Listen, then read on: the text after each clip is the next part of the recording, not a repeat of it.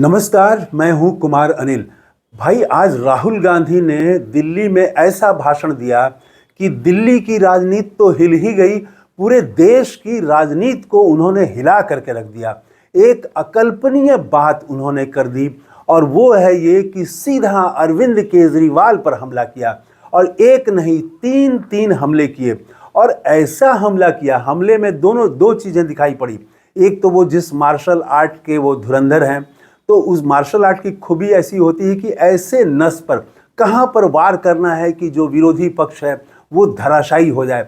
तो ठीक ऐसे जगह पर, ऐसी नस पर राहुल गांधी ने हमला किया, जो उसके बाद में अरविंद केजरीवाल के लिए जवाब देना बहुत ही कठिन है, मुश्किल है, बल्कि असंभव आप कह सकते हैं। वो जवाब नहीं दे सकते हैं इसका।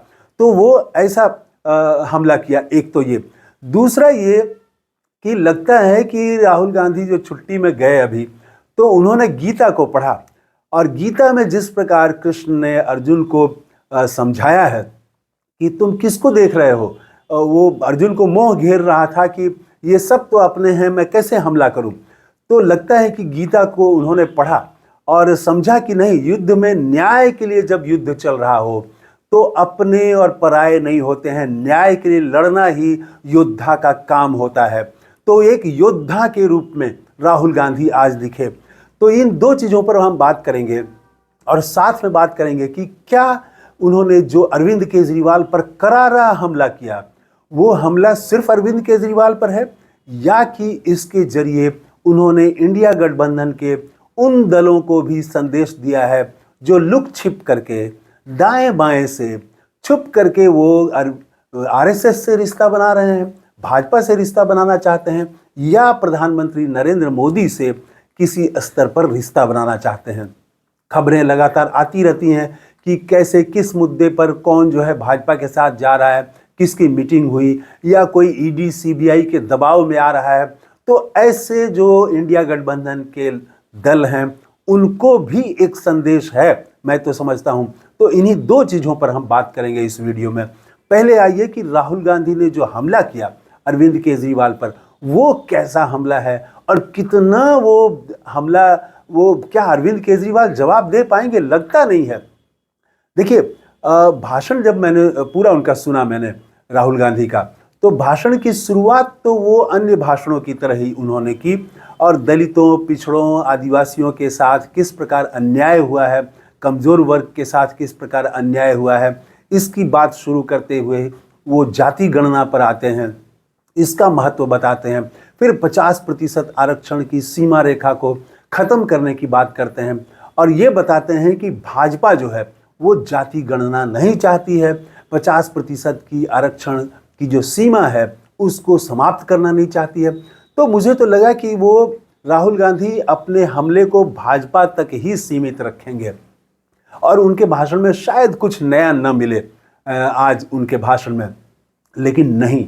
उसके बाद राहुल गांधी ने जो गियर बदला, तो भाई साहब उसके बाद दिल्ली की सियासत ही नहीं, देश की सियासत हिल गई।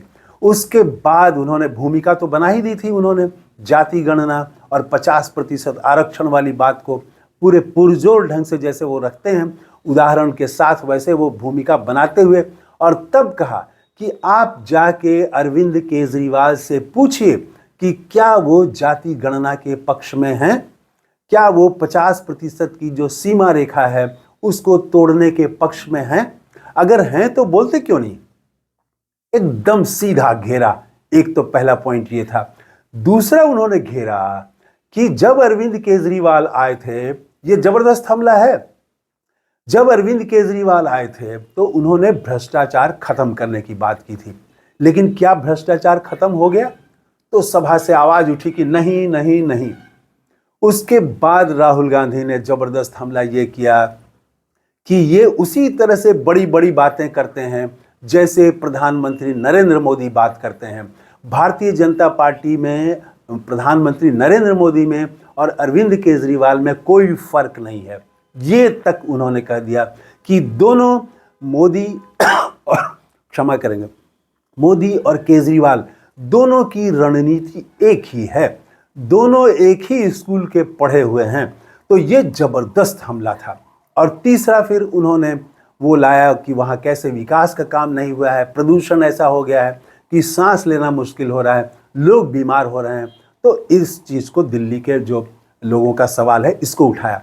और फिर अंत में उन्होंने शीला दीक्षित की चर्चा की कि उन्होंने जो काम किया था, और ये तो दिल्ली वासी मानेंगे, कोई भी मानेगा कि आज तक दिल्ली के इतिहास में शीला दीक्षित ने जो किया वो एकदम मील का पत्थर है, उसको किसी ने पार नहीं किया है, उससे बड़ी लकीर किसी ने नहीं खींची है। तो शीला दीक्षित की चर्चा की।